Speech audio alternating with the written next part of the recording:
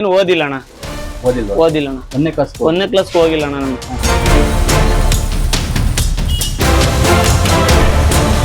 ಸ್ಕೂಲ್ಗೆ ಹೋಗಿಲ್ಲ. ನಾನು ಸೈರೀತಿಯಾಗಿ ಹೋಟ್ಲಲ್ಲಿ ಬಂದು ಕೆಲಸ ಮಾಡಿದೆ. ಬಂದು ಚಿಕ್ಕ ವಯಸ್ಸಿನಿಂದ ನಾನು ಸ್ಕೂಲ್ಗೆ ಹೋಗಿಲ್ಲ. ಅಪ್ಪ ಅಮ್ಮ ಎಲ್ಲ ಓದು ಅಂತ ಹೇಳಿದ್ರು, ಓದಕ್ಕೆ ಇಂಟ್ರೆಸ್ಟ್ ಇರಲಿಲ್ಲ. ಬಂದು ಹೋಟ್ಲಲ್ಲಿ ಕೆಲಸ ಮಾಡಿದೆ.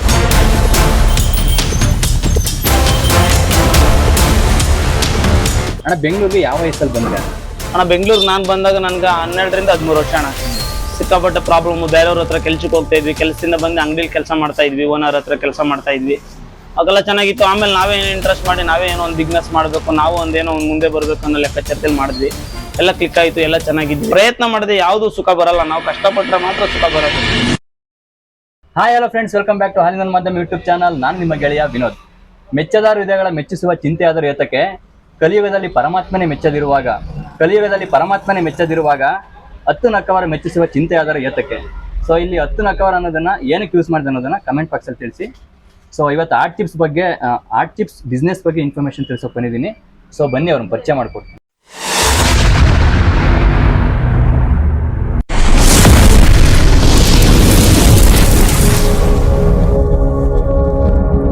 ನನ್ನ ಹೆಸರು ಬಸವರಾಜ್ ಅಂತ.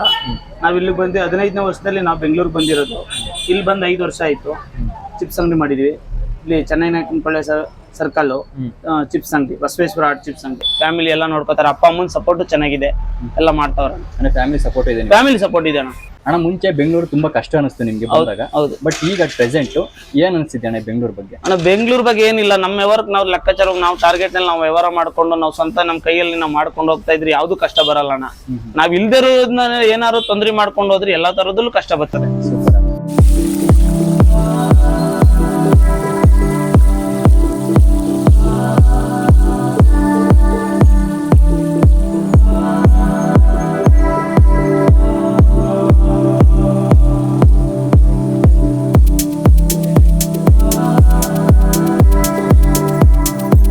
ಈಗ ತಂದೆ ತಾಯಿಯಿಂದ ಹುಟ್ಟೂರಿಂದ ಬಂದು ಬೆಂಗಳೂರ ಜೀವನ ಮಾಡ್ತಾ ಇದ್ದೀರಾ. ಎಷ್ಟು ಕಷ್ಟ ಅನಿಸ್ತಾನೆ ನಿಮ್ಗೆ ಸ್ಟಾರ್ಟಿಂಗ್ ಅಲ್ಲಿ? ಅಣ್ಣ ಬೆಂಗಳೂರಿಗೆ ಬಂದಾಗ ನಮ್ಗೆ ಸಿಕ್ಕಾಪಟ್ಟೆ ಕಷ್ಟ ಅನಿಸ್ತಾನ. ನಾವು ಕೆಲ್ಸಕ್ಕೆ ಹೋಗ್ಬೇಕು, ಬರ್ಬೇಕು, ಮನೆ ಬಾಡಿಗೆ ಕಟ್ಟಬೇಕು, ಪ್ರತಿಯೊಂದು ಸಂಸಾರ ಜೀವನ ಎಲ್ಲ ಮಾಡ್ಬೇಕು. ಕಷ್ಟ ಇದೆ ಅಣ್ಣ.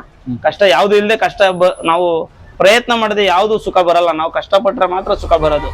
ಹಾಗಾಗಿ ನಾವು ಬಂದು ಬಾಕಲು ತೆಗ್ದಿ 10 ಗಂಟೆ ನಾವು ಕ್ಲೀನ್ ಮಾಡಿ ನಾವು ಎಲ್ಲಾ ತರದಲ್ಲಿ ಮಾಡಿ ಕಸ್ಟಮರ್ನ ಯಾವ ತರ ಮಾತಾಡ್ಸ್ಬೇಕು, ಕಸ್ಟಮರ್ನ ಯಾವ ತರ ಕರಿಬೇಕು, ಯಾವ ತರ ಮಾತಾಡ್ಸ್ಬೇಕಂತ ನಮ್ಮ ನಾಲೆಜಲ್ಲಿ ನಾವು ಮಾಡಿದ್ರೆ ಎಲ್ಲ ಮುಂದೆ ಬರ್ಬೋದು ಅಣ್ಣ. ಸುಖದಿಂದ ಯಾವ್ದು ಬರಲ್ಲ ಅಣ್ಣ, ಎಲ್ಲ ಕಷ್ಟದಿಂದನೇ ಸುಖ ಬರೋದು. ಅಣ್ಣ ನೀವು ಮುಂಚೆ ಅಗ್ರಿಕಲ್ಚರ್ ವ್ಯವಸಾಯ ಮಾಡ್ಕೊಂಡಿದ್ರಿ ಅಂತ ಹೇಳಿದ್ರಿ, ಅದನ್ನ ಏನು ಕಂಟಿನ್ಯೂ ಮಾಡ್ಲಿಲ್ಲ ನೀವು? ಅಣ್ಣ ಮಾಡಿಲ್ಲ. ಹಳ್ಳಿ ಜೀವನ ಕಷ್ಟ ಇತ್ತು. ಅಪ್ಪ ಅಮ್ಮನ್ಗೆಲ್ಲ ಹಿಂಸೆ ಇತ್ತು. ರೈತರು ಅವರು ಮಾಡಿದ್ರ ಕೆಲಸ ನಾವು ಮಾಡಕ್ ಹಾಕಿಲ್ಲ, ಮಾಡ್ತಿದ್ವಿ.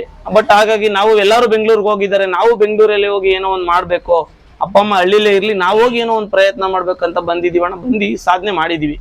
ಅಣ್ಣ ತಂದೆ ತಾಯಿ ಬಗ್ಗೆ ನೀವ್ ಏನ್ ಹೇಳಕ್ ಇಷ್ಟಪಡ್ತೀರಾ? ಅಣ್ಣ ತಂದೆ ತಾಯಿಯಿಂದಾನೇ ಅಣ್ಣ ನಾವ್ ಇಲ್ಲಿಗೆ ಬಂದಿರೋದು. ಅವ್ರ ಇಲ್ದೆ ನಾವು ಬರ್ಲಿಲ್ಲ. ಇವತ್ತು ನಾವು ಅನ್ನ ತಿಂದಿ ಚೆನ್ನಾಗಿದ್ದೀವಿ. ನಾವು ಇವತ್ತು ಬಿರಿಯಾನಿ ತಿಂತೀವಿ ಅಣ್ಣ. ಅವತ್ತು ಅವ್ರು ಅಂಬ್ಲಿ ಕುಡ್ದಿ ಸಾಕಿದ್ದಾರೆ ನಮ್ಮನ್ನ ಅವತ್ತು ಏನ್ ಕಷ್ಟದಲ್ಲಿ ಸಾಕವ್ರೆ ಅನ್ನೋದು ಅವ್ರಿಗೆ ಗೊತ್ತು, ನಮ್ಗೇನು ಗೊತ್ತಿಲ್ಲ.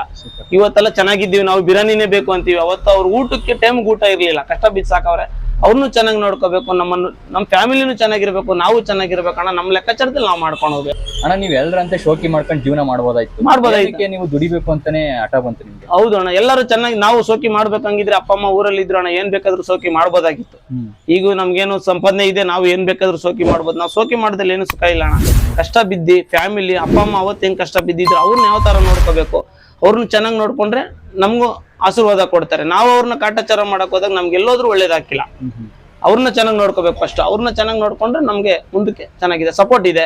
ಕಷ್ಟ ಅಂತ ಬಂದಾಗ ಯಾರು ನೋಡಲ್ಲ ಅಣ್ಣ, ಅಪ್ಪ ಅಮ್ಮನೇ ನೋಡ್ಬೇಕು. ಯಾರು ನೋಡಲ್ಲ, ನಮ್ ಜೊತೆಲಿ ಹಿಂದೆ ಯಾರಿದ್ರು ನೋಡಲ್ಲ. ಅವತ್ತು ಅಪ್ಪ ಅಮ್ಮನೇ ನೋಡ್ಬೇಕು. ನಮ್ ಕಷ್ಟ ಅಂತ ಬಂದಾಗ ನಾವ್ ಅಪ್ಪ ಅಮ್ಮನ ಹತ್ರನೇ ಹೋಗೋದು. ನಮ್ಗೆ ಹಿಂಗಿತ್ತೆ, ನಾವ್ ಈಗ ಮಾಡ್ಬೇಕು ಅನ್ಕೊಂಡ್ ಬಂದ್ವಿ.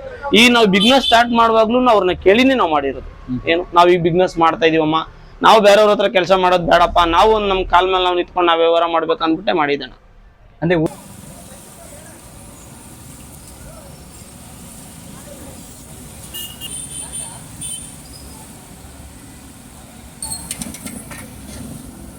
ಕಸ್ಟಮರ್ ಏನು ಬರಲಿಲ್ಲ ಅಂದ್ರೆ ಇಲ್ಲ ತಿರ್ಗಿ ಬೇಗ ಆಗ್ಬಿಡುತ್ತೆ. ಕಸ್ಟಮರ್ ಬಂದ್ರೆ ಎಲ್ಲ ಹೋಗ್ಬೇಕಲ್ವಾ, ಬರಬೇಕು.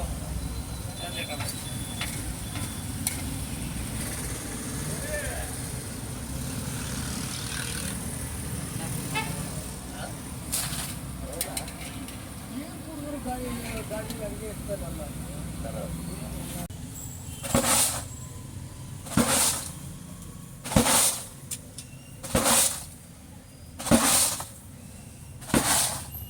ಊರಲ್ಲಿ family full settled family family ಎಲ್ಲ ಚೆನ್ನಾಗಿದೆ ಅಣ್ಣ. ಅಲ್ಲ ಅಂದ್ರೆ ಬಡತನ ಏನೋ ಇದೆಯಾ? ಬಡಸ್ತಾನ ಇದೆ ಅಣ್ಣ, ಬಡಸ್ತಾನ. ಅವಾಗೆಲ್ಲ ಊಟಕ್ಕೆ, ಇವಾಗ್ಲೂ ಹಳ್ಳಿ ಕಡೆ ಏನು ಊಟ ಟೈಮ್ ಊಟ ಇರೋ ನಾಟ ಟೈಮ್ ಹಳ್ಳಿ ಜೀವನ, ಬಸ್ ಇಲ್ಲ, ಗಾಡಿ ಇಲ್ಲ.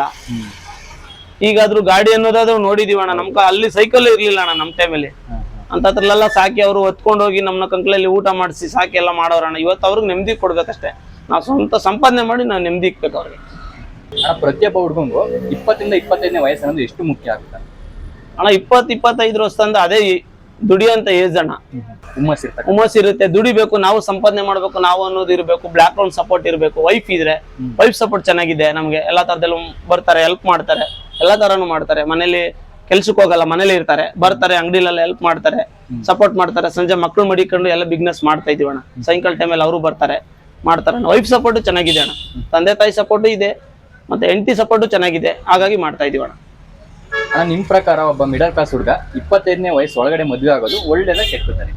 25 ವರ್ಷಗಳೇ ಮದುವೆ ಆಗೋದು ಒಳ್ಳೇದಣ್ಣ. ಆದ್ರೂ ಜೀವನದಲ್ಲಿ ಸೆಟ್ಲ್ ಆಗಿ ಮದುವೆ ಆಗ್ಬೇಕಣ್ಣ. ಬರೀ ಖಾಲಿ ಕೈಲಿ ಮದುವೆ ಆದ್ರೆ ಮೇಂಟೈನ್ ಮಾಡಕ್ಕಾಗಲ್ಲ ಅಣ್ಣ. ಕಷ್ಟ ಇದೆ ಈಗೆಲ್ಲ ಜೀವನ ಕಷ್ಟ ಇದೆ.